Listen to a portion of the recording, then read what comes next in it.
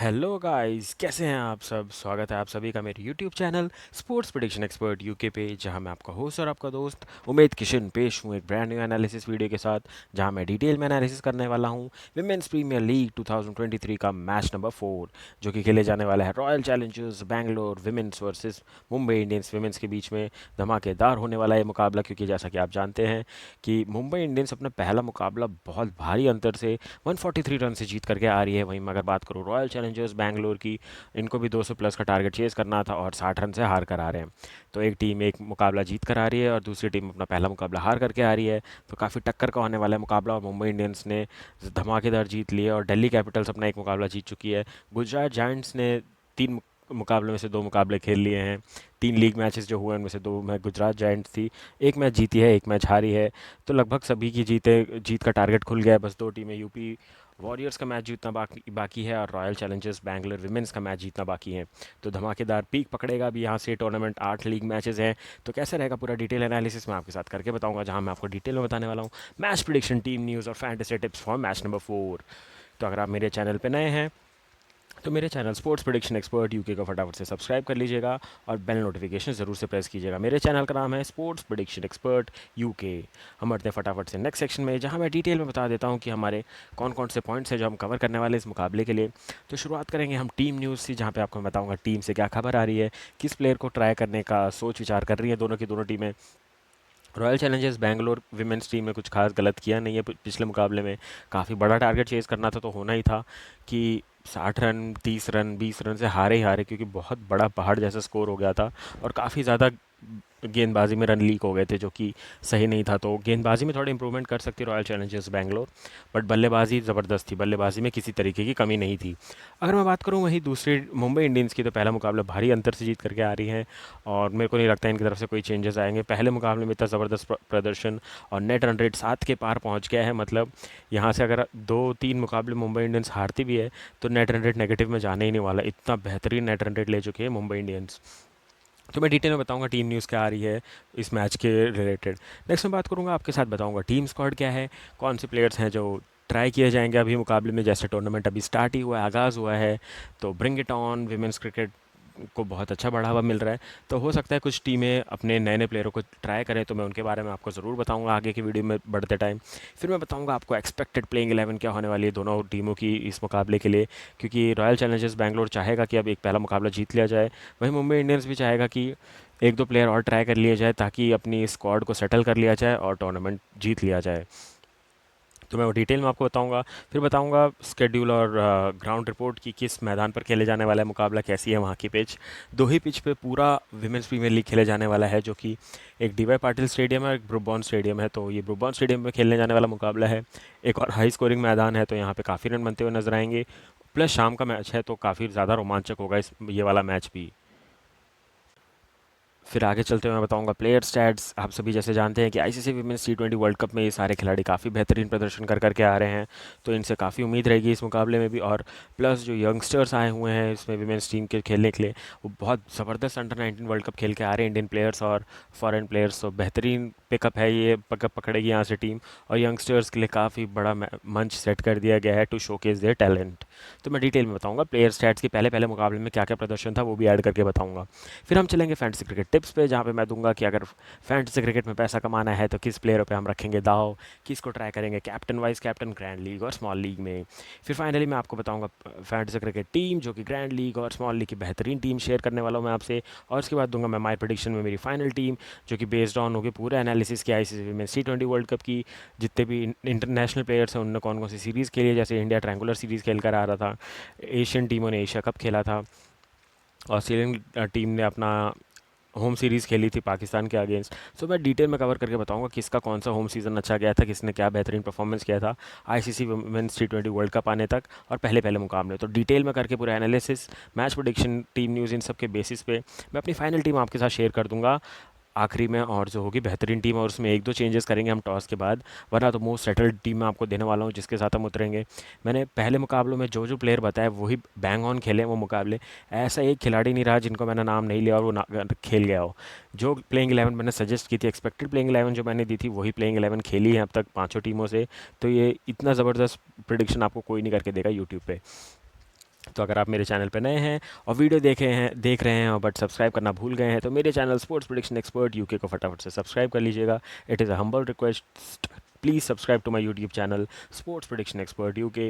Video को like और share ज़रूर से करिएगा, चैनल को सब्सक्राइब करके बेल नोटिफिकेशन ज़रूर से प्रेस कीजिएगा, क्योंकि फ्यूचर में काफ़ी बैक टू बैक वीडियोज़ आने वाले हैं, वैल्यूएबल कंटेंट आने वाला है। मैं India versus Australia border Gavaskar series cover कर रहा हूँ, मैं पाकिस्तान सुपर लीग के मैच नंबर 22 तक आ चुका हूँ, मैच नंबर 23 टू फाइनल्स पूरा दौर हमारा भी बाकी, मैं वो कवर करने वाला हूँ। 3 बायलैटरल सीरीज़ में बैक टू बैक कवर कर रहा हूँ। WPL के बाद आएगा इंडियन प्रीमियर लीग जो हम कवर करने वाले हैं। फिर 50 ओवर वर्ल्ड कप का साल है, तो अक्टूबर नवंबर में वो भी वर्ल्ड कप है, तो क्रिकेटिंग पैक्ड एक्शन है। तो जुड़े रहिएगा मेरे साथ, साल भर बेहतरीन क्रिकेट आने वाला है, उसका डिटेल एनालिसिस मैं लेके आता रहूँगा आपके लिए, और हम कमाएंगे काफ़ी ज़्यादा पैसा। आप मेरा कोई भी वीडियो उठा करके देख लीजिए, और आप जिस भी प्लेटफॉर्म पे खेलते हैं, Dream 11, My Fab 11, My Circle 11, My Vision 11, My Fab 11, जो भी प्लेटफॉर्म आप उठा के देख लें, उस मैच के दौरान आप देख लीजिए, जो ड्रीम टीम जो बनती है फाइनल की किसी भी की, जो हाईएस्ट स्टैट वाली होती है, रैंक 1 रैंक 2 की टीम हमेशा मेरी ही मिलेगी। क्लीन स्वीप मैंने काफ़ी करवाए हैं, मैं तो हालांकि टेस्ट मैच में भी क्लीन स्वीप करवा रहा हूँ। तो अगर आपको भी क्लीन स्वीप करवा के काफ़ी पैसा कमाना है, तो मेरे channel sports prediction expert UK को ज़रूर से ज़रूर सब्सक्राइब करिएगा और बेल नोटिफिकेशन ज़रूर से प्रेस कीजिएगा। हम बढ़ते हैं नेक्स्ट सेक्शन में, जहाँ मैं आपको बता देता हूँ दोनों टीमों का स्क्वाड। शुरुआत करेंगे रॉयल चैलेंजर्स बैंगलोर वुमेंस की टीम से। तो जैसे कि इनकी कप्तान निर्कासित कर दी गई है, मतलब सेलेक्ट कर दी गई, नियुक्त कर दी गई है, माफ़ कीजिएगा, तो नियुक्त की गई है स्मृति मंधाना, जो कि प्रॉपर बल्लेबाज की तरह सेलेक्ट हुई हैं। फिर सोफिया डिवाइन है इनके पास एज एन ऑलराउंडर, और ओपनिंग करती हुई नज़र आ रही हैं ये स्मृति मंधाना के साथ। उसके बात करूँ, एलिसा पेरी एक ज़बरदस्त पिक की गई है आरसीबी की। अगर मैं बात करूँ, काफ़ी ज़्यादा स्टेबल टीम है आरसीबी, इनको हराना काफ़ी बड़ी बात थी दिल्ली कैपिटल्स के लिए, जो उन्हें करके दिखाया है। उसके बाद मैं बात करूँ, यही सेम बैटिंग ऑर्डर है। फिर इनके पास है रेणुका सिंह, जो कि गेंदबाजी क्रम संभाल रही है, ऋचा घोष जो कि अंडर 19 वर्ल्ड कप जीत करके आ रही हैं और अपनी सीनियर टीम को सेमीफाइनल तक पहुंचा कर आ रही हैं। फिर एरिन बर्न्स है इसके पास, दिशा कसत है, जो मैंने बोला था पिछला मुकाबला खेलेंगी, ये खेली पिछला मुकाबला। फिर इंद्रानी रॉय है, मैंने बोला था एक सेकंड विकेट कीपर चॉइस है, तो अभी वैसे ही ऋचा घोष अवेलेबल है, तो इनका खेलना तय नहीं रहेगा, तो वही हुआ, इनको मौका नहीं मिला। फिर श्रेयांका पाटिल है इनके पास, जो एडिशनल रखी है इनने अपने में, एक ऑलराउंडर, जो अगर ज़रूरत पड़ेगी, कोई फॉरेन प्लेयर अवेलेबल नहीं है, फिर इंजर्ड है, तो इंजरी कंसर्न के टाइम पे काफ़ी कम आने वाली है। अगर मैं नेक्स्ट बात करूँ, कनिका आहूजा ज़बरदस्त ऑलराउंडर, पहले मुकाबले में चली नहीं थी, मैंने बोला भी था कि खेलेंगे मुकाबला, बट चली नहीं थी, क्या पता हम नेक्स्ट मुकाबले से चलने लगे। नेक्स्ट मैं बात करूँ, अंडर 19 की यंगस्टर ज़बरदस्त प्लेयर आशा शोभाना, पहला मुकाबला खेली थी, मैंने बताया था, बहुत अच्छी ऑलराउंडर है और अपना नाम रोशन करके जाएंगी इस टूर्नामेंट में। नेक्स्ट मैं बात करूँ, हैदर नाइट, जो कि इंग्लैंड की ज़बरदस्त कैप्टन है, वो इनके पास अवेलेबल है, फॉरेन प्लेयर। बस एक चीज़ का दिक्कत है, हैदर नाइट को छठे या सातवें नंबर पे बल्लेबाजी करने आना पड़ रहा है, बट इनने ज़बरदस्त बल्लेबाजी करके दी थी पिछले मुकाबले में, जहाँ 34 रन बहुत ज़बरदस्त बनाए थे। फिर इनके पास डैन वैन निकलर्क हैं, जो कि मेरे को लगता नहीं अभी स्टार्टिंग मैचेस में खेलने को मिलेंगे, क्योंकि फॉरेन प्लेयरों की अगर जगह देखी जाए तो Sophie Devine, Ellyse Perry, Heather Knight और मेगा शूट, ये चारों ऑक्यूपाई कर लेते हैं, तो बहुत कम चांस है कि डेनविन निकलार्क को और एरिन बर्न्स को मौका मिले। एरिन बर्न्स को मौका मिल सकता है, बट नीव क्लार्क को मिलना थोड़ा डिफिकल्ट है। फिर मैं बात करूँ, इनके पास है प्रीति बोस, इनने भी पिछले मैच में गेंदबाजी की थी, बल्लेबाजी में 2 रन भी बनाए थे, गेंदबाजी भी बेहतरीन की थी, तो मैंने बोला ही था कि इनको पिक करना काफ़ी अच्छा रहेगा। 4 ओवर की पूरी गेंदबाजी करके देंगी, तो इनको हम अपनी टीम में फिर भी वापस से रखेंगे। नेक्स्ट इनके पास पूनम खेमनार अभी मेरे को तो लग नहीं रही है कि स्टार्टिंग में मैचेस खेलने को मिलेंगे, बट ये ज़बरदस्त ऑलराउंडर अवेलेबल हैं। फिर कोमल जंसाद अवेलेबल है इनके पास, यंगस्टर से काफ़ी अच्छी टीम लिए। फिर गेंदबाजी को संभालने वाली जो सबसे कोर प्लेयर है इनके पास है वो मेगा शर्ट्स। फिर है इनके पास सुहाना पवार। तो ये ज़बरदस्त स्क्वाड रॉयल चैलेंजर्स बैंगलोर का। अब चलिए फटाफट से बढ़ते हैं आगे, जहां मैं आपको बताता हूँ मुंबई इंडियंस वीमेंस का स्क्वाड जो सेलेक्ट किया गया है। तो हैवी पैक्ड स्क्वाड इनके पास भी अवेलेबल है, जहां शुरुआत होती है इनकी कप्तान, ज़बरदस्त कप्तान हरमनप्रीत कौर के साथ, जो कि एक बेहतरीन बल्लेबाज के साथ साथ एक ज़बरदस्त कैप्टन भी है। मिडल ऑर्डर बल्लेबाज और ऑलराउंडर भी अपने आप को मानती है, बट गेंदबाजी काफ़ी कम करती हैं, तो अपने आप को थोड़ा बैकफुट पे रखती हैं गेंदबाजी के लिए, बट ज़बरदस्त गेंदबाज हैं, हमने देखा हुआ है इनको विमेंस चैलेंजर्स में गेंदबाजी करते हुए। नेक्स्ट इनके पास है नेट स्कीवर ब्रंट, इंग्लैंड की ज़बरदस्त बल्लेबाज और फ्री फ्लोइंग बल्लेबाज। इनने पिछले मुकाबले में अच्छे 23 रन बनाए थे, और उम्मीद है कि और धमाकेदार तोड़ मचा के खेलेंगी, फिर से 200 रन बनाएगी मुंबई इंडियंस।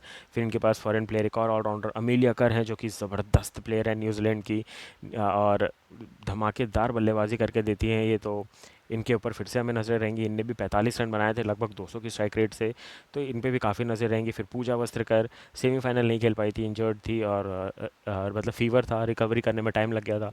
उसके बाद से अभी फिट एंड अवेलेबल है। पहला मैच अच्छा खेला इनने, 15 रन भी बनाए, गेंदबाजी भी अच्छी करते हुए नज़र आ रही हैं, तो ये भी खेलते हुए नज़र आएंगे इस मुकाबले में।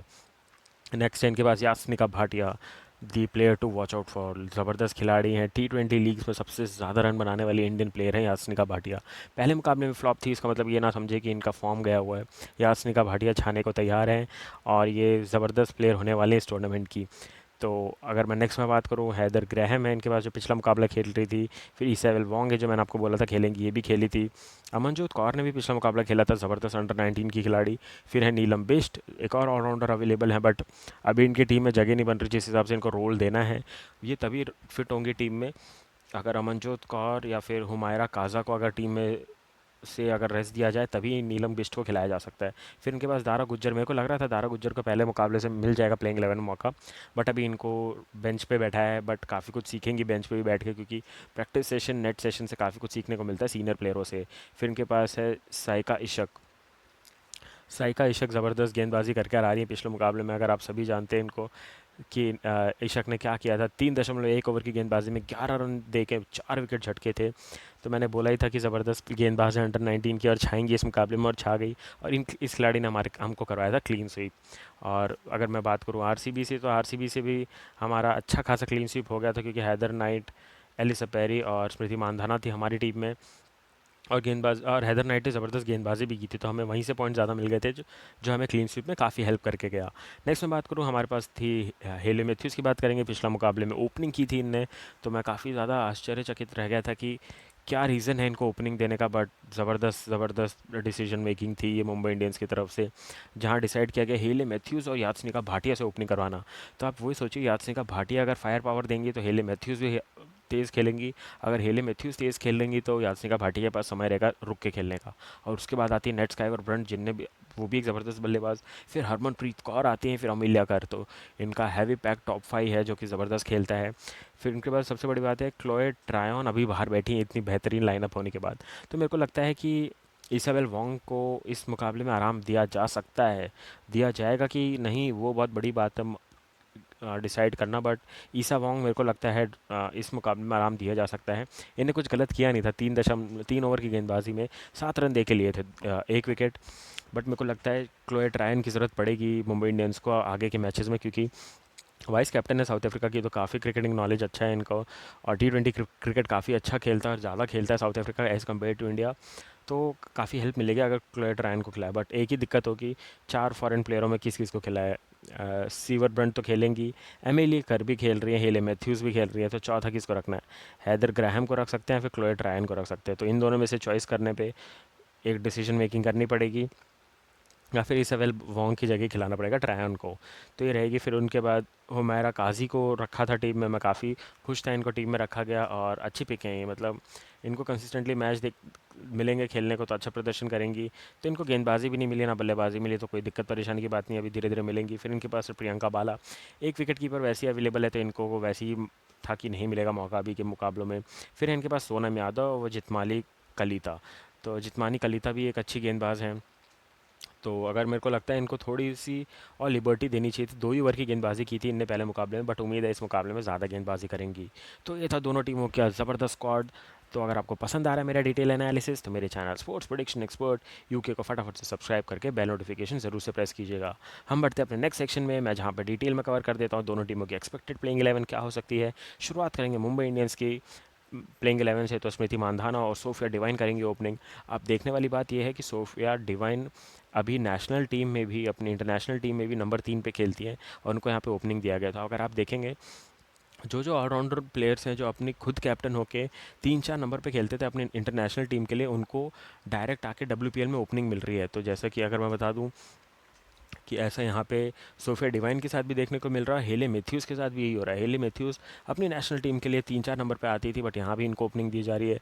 बेथ मुनी तो ओपनिंग छोड़ेंगे नहीं, गुजरात जायंट से इतना फिक्स था। तो मतलब लगभग लगभग वही चल रहा है जो वर्ल्ड कप में चला था। जो टॉप का प्लेयर अच्छा है उसको टॉप ऑर्डर में रखें, और जो मिडिल ऑर्डर में है उसको थोड़ा और मिडिल ऑर्डर स्ट्रॉन्ग किया जाए, ये थोड़ी चीज़ें देखने को मिल रही है। तो नेक्स्ट मैं बात करूँ, इनके पास है हैदर नाइट। हैदर नाइट का 3 नंबर ही मेरे को बेस्ट लग रहा है, वहीं खेलना चाहिए इनको। फिर दिशा कसत खेलेंगी 4 नंबर पे, एलिसा पेरी को आना चाहिए 5 पे, ऋषा घोष को आना चाहिए 6 पे, फिर कनिका आहूजा 7 पर, फिर आशा सुभाना 8 पर, 9 पे प्रीति बोस, 10 पे मेगा शूट्स और 11 पे रेणुका सिंह ठाकुर। तो ये रहेगी मेरे हिसाब से playing 11 for royal Challengers Bangalore. अगर मैं बात करूँ मुंबई इंडियंस की विमेंस की प्लेइंग 11 की, तो हेले मैथ्यूज़ और यास्निका भाटिया। हेले मैथ्यूज़ लंबे लंबे शॉट्स के लिए जानी जाती हैं, फ्लिक काफ़ी अच्छा करती हैं, हार्ड हिटिंग करती हैं। इनके साथ यास्निका भाटिया लेफ्ट हैंडर बल्लेबाज, टाइमिंग से भरपूर बल्लेबाज खेलेंगी। तो दोनों एक तरीके से एक ज़बरदस्त कॉम्बिनेशन है इनके पास as an opening batsman. 3 number पे मेरे हिसाब से आना चाहिए हरमनप्रीत कौर को, बट एज ए कैप्टन वो अपने आप को प्रेफर करती है 4 नंबर पे। तो अगर T20 खेले, वनडे खेले, टेस्ट खेले, तो 4 नंबर पे ही खेलती हैं हरमनप्रीत कौर। तो मेरे को लग रहा है नेट्स कीवर ब्रंट इनसे पहले आएंगी, फिर 4 पर आएंगी हरमनप्रीत कौर। फिर इनके पास है अमीलिया कर, जिनको तो मैं चाहता हूँ कि और ऊपर बल्लेबाजी मिले, बट कैप्टन का डिसीजन है, टीम मैनेजमेंट का डिसीजन है। मेरे हिसाब से अगर हेले मैथ्यूज़ को ना करवाना चाहे ओपनिंग, तो अमीलिया कर से करवा सकते हैं, बट आ, दोनों एक ही टाइप के बल्लेबाज हो जाएंगे। इससे अच्छा एक हार्ड हिटिंग बल्लेबाज रखना मुंबई इंडियंस की अच्छी चॉइस है। तो काफ़ी अच्छी डिसीजन मेकिंग प्रोसेस था ये। अमीलिया कर को 1 नंबर और ऊपर भेज सकते हैं, और हरमनप्रीत कौर को 1 नंबर नीचे ड्रॉप कर सकते हैं। बट हरमनप्रीत कौर ने जिस हिसाब से 4 नंबर पर 65 रन बना दिए हैं, मेरे को नहीं लगता अब उनको कोई बैटिंग ऑर्डर शिफ्ट करने की ज़रूरत है, और अब अपने आपको सेटल मानेंगे 4 नंबर पर। नेक्स्ट मैं बात करूँ अमनजोत कौर है इनके पास, ज़बरदस्त अंडर 19 गेंदबाज। पूजा वस्त्रकर ज़बरदस्त ऑलराउंडर है इनके पास। फिर हुमैरा काजी खेलते हुए दिखेंगी, एसा वोंग खेलते हुए दिखेंगे आपको, जिन मांतिका कालिता दिखेंगे खेलने को, और शाइका इशक दिखेंगे खेलने को। तो ये रहेगी प्लेइंग 11 फॉर मुंबई इंडियंस। अगर आपको प्लेइंग 11 और डिटेल एनालिसिस पसंद आ रहा है, तो मेरे channel sports prediction expert UK का फटाफट से सब्सक्राइब करिएगा, और बेल नोटिफिकेशन ज़रूर से प्रेस कीजिएगा। हम बढ़ते हैं नेक्स्ट सेक्शन में, जहाँ पे मैं आपको बता देता हूँ pitch and ground report for this match. तो ये मुकाबला खेले जाने वाला है ब्रुबॉर्न स्टेडियम में, जो कि आप जानते हैं मुंबई का एक बेहतरीन स्टेडियम है। मुंबई में काफ़ी गर्मी पड़ रही है, अगर आपको मैं बता दूं तो काफ़ी बहुत ज़्यादा ह्यूमिडिटी काफ़ी ज़्यादा है।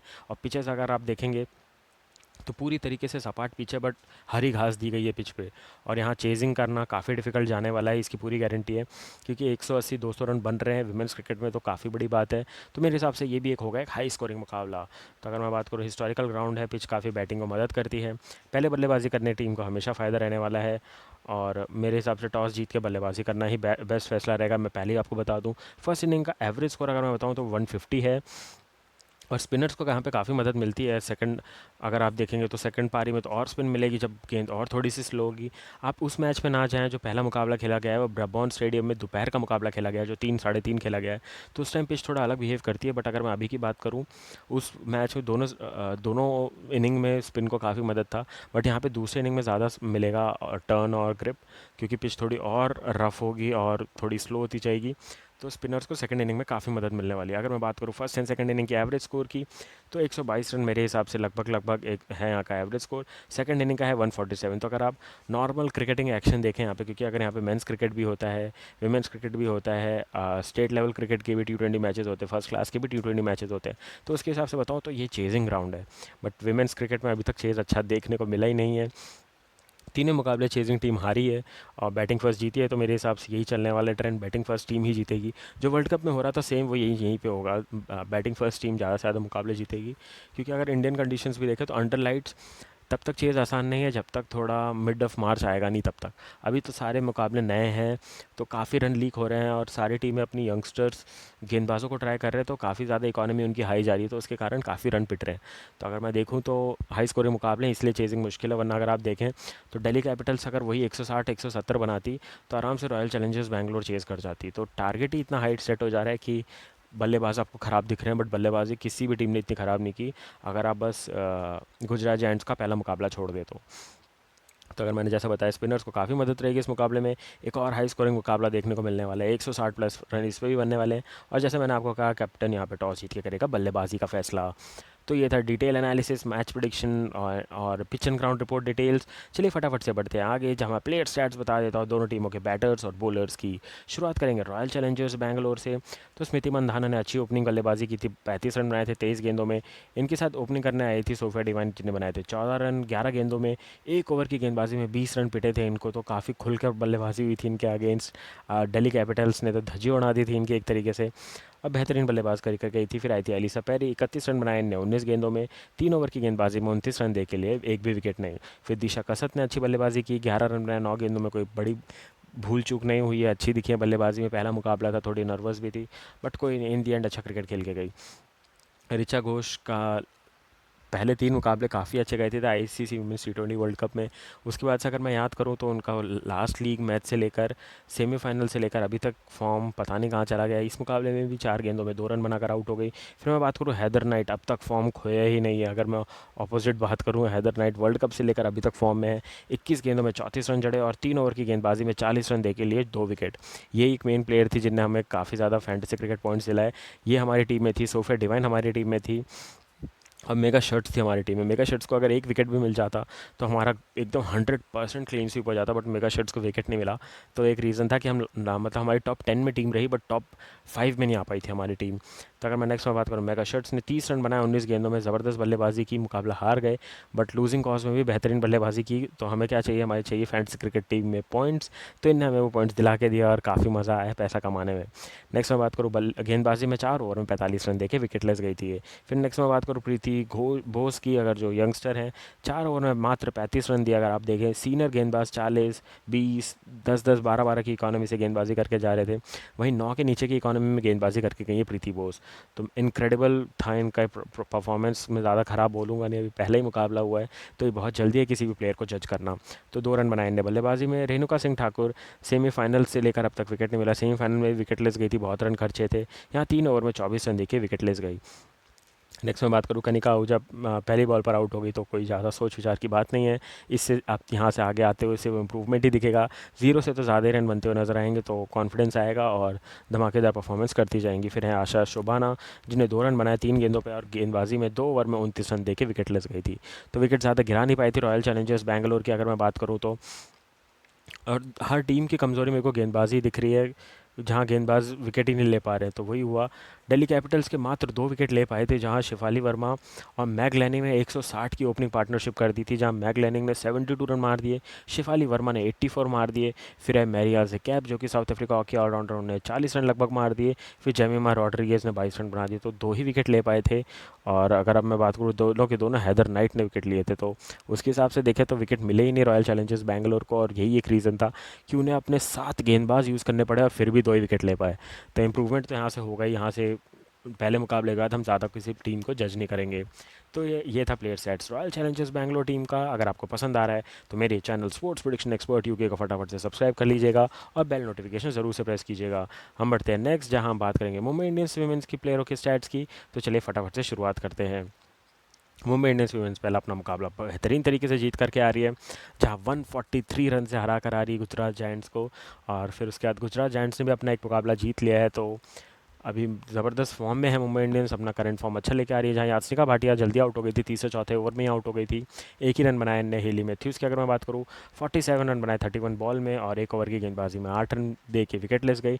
नेट सीवर ब्रंड ने ज़बरदस्त कमाल कर दिया था, ये हमारी थी कैप्टन, जिन्हें 23 रन बनाए और गेंदबाजी में 2 ओवर में 5 रन दे के लिए 2 विकेट। किसी ने भरोसा नहीं किया था कि इनको गेंदबाजी भी मिलेगी, तो लोगों ने इनको वाइस कैप्टन बनाया था कि चलो बल्लेबाजी के पॉइंट मिलेंगे, बट मैंने कैप्टन बना लिया था। मेरे को था, मैंने तो मैच से पहले सोचा था कि 3 नंबर इनका फिक्स है या फिर ओपनिंग फिक्स है। तो मैंने जैसे ही देखा ओपनिंग तो नहीं करना है, तो मेरे को फिक्स था कि 3 नंबर पे आएंगे, क्योंकि हरमनप्रीत कौर 3 नंबर नहीं आती है। तो स्कीवर ब्रांड को मैंने इसलिए कैप्टन रखा कि 3 नंबर पे बल्लेबाजी करेंगी। पहला विकेट तो गिरना ही है पावर प्ले में, इतना भी गारंटी था। और इतनी बल्लेबाजी करने का बाकी रहेगी, जब भी बल्लेबाजी करने आएंगी तो मेरे को लगा था 60-70 रन बना के जाएंगी। इसलिए ये रीज़न से मैंने इनको अपनी टीम में रखा था। मैंने इस रीज़न से रखा ही नहीं था कैप्टन बना के कि ये मेरे को गेंदबाजी करके देंगी, बट 2 ओवर की गेंदबाजी में 5 रन देके 2 विकेट लिया। तो पूरी तरीके से बोनस पॉइंट था, और हमें नंबर 1 रैंक दिलाने में सबसे बड़ा योगदान था नेट सीवर ब्रंट का। हरमनप्रीत कौर 65-30, इनको वाइस कैप्टन बनाया था मैंने। अगर मैं बात करूँ अमेलिया कर को, मैंने दूसरी टीमों में वाइस कैप्टन बनाया था, वो ज़्यादा रैंक नहीं कर पाई थी। इनने भी बेहतरीन 45 रन बनाए थे और 2 ओवर में 12 रन देके 2 विकेट लिए थे। पूजा वस्त्रकर भी मेरी टीम में थी, 15 रन बनाए 8 गेंदों में, गेंदबाजी में 2 ओवर में 9 रन देके 0 विकेट। ईसे वोंग की बात करूँ तो 6 रन बनाए बल्ले से, और गेंदबाजी में 3 ओवर में 7 रन दे के लिया 1 विकेट। नेक्स्ट में बात करूँ जिंती मानी कालिता की, तो 2 ओवर में 12 रन दे के विकेट ले। और शाइका इशक की बात करूँ तो 3.1 ओवर की गेंदबाजी में 11 रन दे के लिए 4 विकेट। मैंने तो उनको रैंडमली कैप्टन बनाया था एक टीम में, और वो टीम में मैंने थोड़े अजीब प्लेयर्स डाले थे। मतलब अगर मैं आपको बताऊँ तो उसमें मेरे में ना हरमनप्रीत कौर थी उस टीम में, ना यास्निका भाटिया थी उस टीम में। तो वो टीम एकदम रैंडम टीम बनाई थी मैंने, उसमें बस साइका इशक को मैंने कैप्टन बना दिया था। वो टीम रैंक नहीं कर पाई थी, 4 विकेट भले ही इनने हमें दिलाए थे।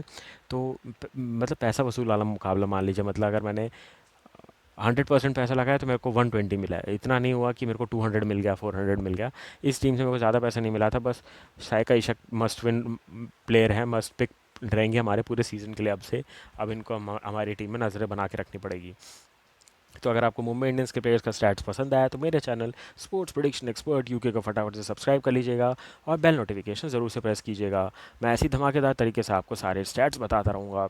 हम चलते हैं नेक्स्ट, जहाँ मैं आपको फैंटेसी क्रिकेट टिप्स बता देता हूँ दोनों टीमों की, और फैंटेसी क्रिकेट टीम दे देता हूँ।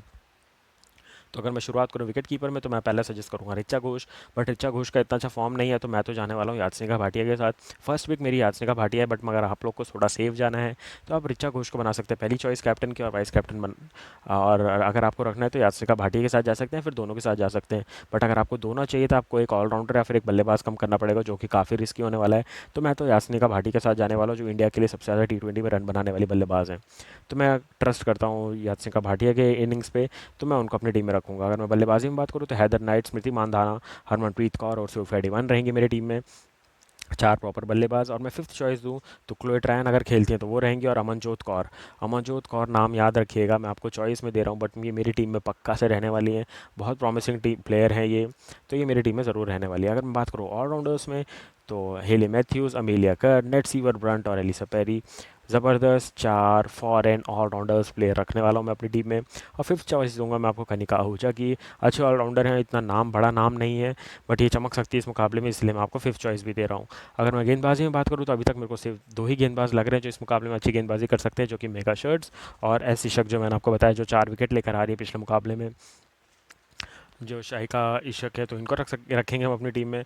अगर मैं आपको नेक्स्ट थर्ड चॉइस बता दूँ इस मुकाबले के लिए, तो वो रहेंगी पूजा वस्त्रेकर और रेणुका सिंह ठाकुर। पूजा वस्त्रेकर मैं इसलिए निकाल रहा हूँ टीम से, बल्लेबाजी काफ़ी नीचे हो गई है, गेंदबाजी में पूरे 4 ओवर नहीं डालेंगी ये, तो ये रीज़न है इनको निकालने का। और रेणुका ठाकुर वर्ल्ड कप के बाद से मेरे को करंट फॉर्म अच्छा दिख नहीं रहा है, ये रीज़न है इनको निकालने का। अगर आपको तीसरी चॉइस रखनी भी है तो आप पूजा वस्त्रेकर को पहले रखिएगा, क्योंकि वो ज़्यादा गेंदबाजी करेंगी और उनको विकेट लेने का ज़्यादा चांस है रेणुका सिंह ठाकुर से। अगर मैं बात करूँ ग्रैंड लीग के कैप्टन वाइस कैप्टन की चॉइस, जो आप सभी लोग काफ़ी देर से वेट करते हैं, तो वो रहेंगी यास्मिका भाटिया, जो कि मेरी भी कैप्टन रहने वाली है। अमनजोत कौर, इनको वाइस कैप्टन ज़रूर से बनाइएगा। तो और कैप्टन वाइस कैप्टन दोनों में आप रख सकते हैं, और रेणुका सिंह ठाकुर को भी ट्राई कर सकते हैं आप कैप्टन वाइस कैप्टन। अगर मैं बात करूँ नॉर्मल, आप कोई भी लीग खेल रहे हैं उसमें कैप्टन वाइस कैप्टन किसको बनाना है, तो एशले गार्डनर रहेंगी कैप्टन की चॉइस, अमेलिया कर रहेंगी, और क्लोए ट्रायन रहेंगी कैप्टन की चॉइस। अभी अगर आप देखेंगे मैंने हरमनप्रीत कौर पे बिड नहीं किया, क्योंकि मेरे को नहीं लगता इस मुकाबले में हो सकता है हरमनप्रीत कौर फ्लॉप हो जाए। 4 नंबर पे बल्लेबाजी कर रहे हैं, हो सकता है मुंबई इंडियंस के 2 या 3 विकेट गिरे और हरमनप्रीत कौर ज़्यादा गेंद ना खेल पाएँ, तो ये मेरे को चांसेस लग रहे हैं इस मुकाबले में। इसलिए उसके हिसाब से मैंने हरमनप्रीत कौर को कैप्टन वाइस कैप्टन सजेस्ट नहीं किया है। वाइस कैप्टन में आप फिर भी ट्राई कर सकते हैं, क्योंकि कैप्टन थोड़ा रिस्की हो जाएगा। कैप्टन मैं उसको रखना चाहता हूँ जो प्रॉपर 4 ओवर की गेंदबाजी भी करके दे, क्योंकि ऑलराउंडर से भरी रहती है विमेंस टीम। और हरमनप्रीत कौर सिर्फ 1 डायमेंशनल प्लेयर हैं, बल्लेबाज अच्छी हैं और कैप्टन अच्छी हैं, तो इनको कैप्टन बनाने का कोई लॉजिक नहीं बनता है इन फैंटेसी क्रिकेट। और अगर मैं वाइस कैप्टन की दूसरी चॉइस बताऊँ तो वो रहेंगी हेले मैथ्यूज़। और ये दो इन चॉइसेस के साथ हम जाने वाले हैं इस मुकाबले में। तो अगर आपको डिटेल एनालिसिस पसंद आया, फैंटेसी क्रिकेट टिप्स पसंद आ रही है, फैंटेसी क्रिकेट टीम जो मैंने दी वो पसंद आ रही है, 1314 बेस्ट प्लेयर आपको मैं ला के दे दूंगा इस मुकाबले में, जो कि मैंने आपको दे दिए हैं। तो अगर आपको ये सब पसंद आ रहा है तो मेरे channel sports prediction expert UK को फटाफट से सब्सक्राइब कर दीजिएगा, और बेल नोटिफिकेशन ज़रूर से प्रेस कीजिएगा। हम बढ़ते हैं अपने नेक्स्ट सेक्शन में, जहां मैं माई प्रिडिक्शन की मेरी फाइनल टीम बता देता हूं आपको। तो मेरी टीम की शुरुआत होगी, विकेट कीपर में ऋचा घोष रहेंगी हमारे पास, बल्लेबाजी में रहेंगी हैदर नाइट, स्मृति मंधाना, हरमनप्रीत कौर और सोफिया डिवाइन। ऑलराउंडर में रहेंगे हेले मैथ्यूज़, उसके बाद अमेलिया कर, नेट सीवर ब्रंट और एलिसा पेरी। अगर मैं बात करूँ गेंदबाज में, मेगा शर्ट्स और शाइक आयशा के 2 ही गेंदबाज रहेंगे मेरी टीम में। कैप्टन वाइस कैप्टन की चॉइस बता दूँ तो मैंने मार्क किया अभी अमेलिया कर को एज अ कैप्टन। ये ज़्यादा विकेट लेने वाली, जैसे मैंने बताया इस मुकाबले में चेजिंग ईजी नहीं है, तो उसके हिसाब से मैंने अभी अमेलिया कर को रखा है एज अ कैप्टन। अगर आप चाहें तो थोड़े बहुत चेंजेस और कर सकते हैं इस मुकाबले के लिए, वरना मेरे हिसाब से तो बेस्ट चॉइस रहेंगी यही। फॉर कैप्टन अगर आपको एडिशनल चॉइस चाहिए तो मैं बोलूँगा आप जा सकते हैं हेले मैथ्यूज़ के साथ, क्योंकि हेले मैथ्यूज़ एक ज़बरदस्त पिक है और आप ओपनिंग कर रही हैं तो इनके साथ भी जा सकते हैं आप एज अ कैप्टन। तो मैं थोड़ा छोटा सा सी लिख देता हूँ क्योंकि काफ़ी बड़ा सी लिख दिया मैंने। तो ये रहेंगी कैप्टन की चॉइस। वाइस कैप्टन की एक चॉइस मैं अमेलिया कर मार्क कर चुका हूँ। तो अमेलिया कर कैप्टन मार्क कर चुका हूँ। तो दूसरी वाइस कैप्टन की चॉइस रहेंगी मेरी सोफिया डिवाइन, और रिचा घोष की जगह मैं खिलाने वाला हूँ यास्मिका भाटिया को। तो वो रहेंगी मेरी तीसरी विकेट की वाइस कैप्टन की चॉइस। तो अगर मैं बताऊँ कैप्टन की चॉइस अमेलिया कर रहेंगी और हेले मैथ्यूज़ रहेंगी। वाइस कैप्टन की चॉइस रहेंगी सोफिया डिवाइन और यास्मिका भाटिया। तो ये मेरी final team based on my analysis, my prediction और सारे स्टैटिस्टिक्स को ध्यान से पढ़कर, देखकर, समझ करने के बाद अगर आपको मेरी फाइनल टीम चाहिए तो वो आपको मिलेगी मेरे channel sports prediction expert UK पे एज अ शॉर्ट वीडियो।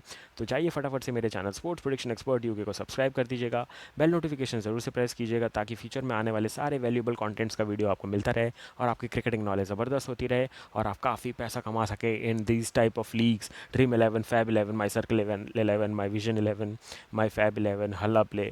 कोई भी प्लेटफॉर्म का नाम लीजिए, आपकी टीम ज़रूर रैंक करेगी अगर आप मेरा 20 से 25 मिनट का पूरा एनालिसिस देखेंगे तो अगर आपको मेरा टेलीग्राम चैनल ज्वाइन करना है, उसका नाम भी सेम है, स्पोर्ट्स प्रिडिक्शन एक्सपर्ट यूके। तो जाइए फटाफट से मेरे टेलीग्राम चैनल को भी ज्वाइन कर लीजिए, मेरे यूट्यूब चैनल को भी ज्वाइन करके बेल नोटिफिकेशन ज़रूर से प्रेस कीजिएगा, क्योंकि मैं अभी पाकिस्तान सुपर लीग के सारे मुकाबले कवर कर रहा हूँ, विमेंस प्रीमियर लीग में धमाकेदार तरीके से कवर कर रहा हूँ, India versus Australia border Gavaskar series में कवर कर रहा हूँ, इंग्लैंड वर्सेस बांग्लादेश जो वनडे सीरीज़ लगभग खत्म हो गई वो मैंने पूरी कवर की है, उसके T20 मुकाबले आने वाले मैं वो कवर करने वाला हूँ। उसके बाद Incredible Premier League, Indian Premier League आने वाला है, मैं वो कवर करने वाला हूँ। तो कोई भी वीडियो आपसे मिस ना हो इसलिए सब्सक्राइब करके बेल नोटिफिकेशन ज़रूर से प्रेस कीजिएगा। मैं मिलूंगा आपसे WPL के आने वाले फ्यूचर के सारे मैचेस के वीडियोस एनालिसिस के साथ और PSL के एनालिसिस के साथ। तब तक के लिए thank you for watching this video guys. Have a great day ahead. पैसा कमाते जाइए, स्माइल करते जाइए और लाइक शेयर सब्सक्राइब करते रहिए। Thank you and bye bye.